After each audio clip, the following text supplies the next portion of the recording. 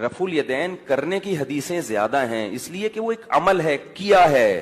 مفتی طارق مسعود کہہ رہا ہے کہ جناب محمد رسول اللہ صلی اللہ علیہ وسلم نے رفع یدین کے ساتھ نماز کو ادا کیا ہے، یہ عمل رہا ہے، فعل رہا ہے، تو آپ صلی اللہ علیہ وسلم نے کیا، یعنی کہ مفتی طارق مسعود نے اس بات کا اقرار کر لیا اور تسلیم کر لیا، مان لیا ہے کہ نماز کو رفع یدین کے ساتھ پڑھنا چاہیے، یعنی پھر مان لیا ہے مفتی طارق مسعود نے کہ اہل حدیث جو ہیں اہل حق ہیں اور وہابی جو ہیں وہ درست عمل کرتے ہیں، ان کی نماز عین محمد رسول اللہ صلی اللہ علیہ وسلم کی نماز کے مطابق ہے۔ اس نے تو قبول کر لیا اور مان لیا ہے کہ اہل حدیثوں کی نماز درست ہے، رفع یدین ہوا ہے۔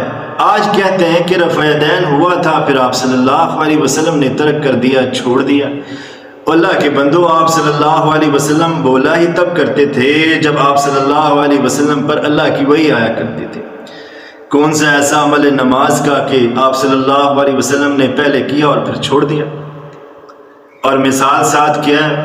مثال دیتے ہیں کہ جناب محمد رسول اللہ صلی اللہ علیہ وسلم جب نماز کو ادا کیا کرتے تھے تو پیچھے کافر لوگ، مشرک لوگ آگے کھڑے ہوا کرتے تھے اور ان کی بغلوں کے اندر بت ہوا کرتے تھے۔ آپ صلی اللہ علیہ وسلم اس لیے رفع یدین کیا کرتے تھے کہ ان کی بغلوں میں سے بت گر جائیں۔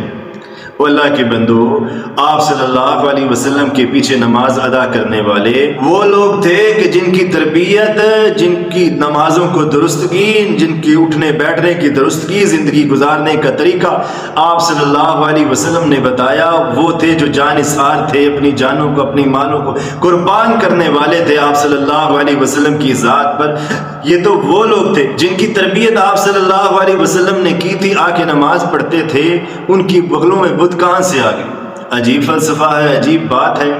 آج مفتی طارق مسعود نے بھی اور کئی علماء نے، بریلویوں کے علماء ہوں، حنفیوں کے علماء ہوں، وہ اس بات کا اقرار کرتے ہیں اور تسلیم کرتے ہیں کہ اہل حدیث حق پر ہیں، سچ پر ہیں، ان کی نماز رفع یدین کے ساتھ درست ہے۔ آپ صلی اللہ علیہ وسلم نے رفع یدین کے ساتھ نماز کو ادا کیا ہے، پڑھی ہے، صحابہ کرام نے رفع یدین کے ساتھ نمازوں کو ادا کیا ہے۔ بخاری، امام بخاری اپنی بخاری میں حدیثیں لائے، امام مسلم لائے ہیں، امام ابو داؤد، نسائی، ترمذی لائے ہیں، اور اکابر فقہا جو ہیں وہ اپنی حدیثوں کی کتاب میں رفع یدین کی حدیثیں لائے ہیں۔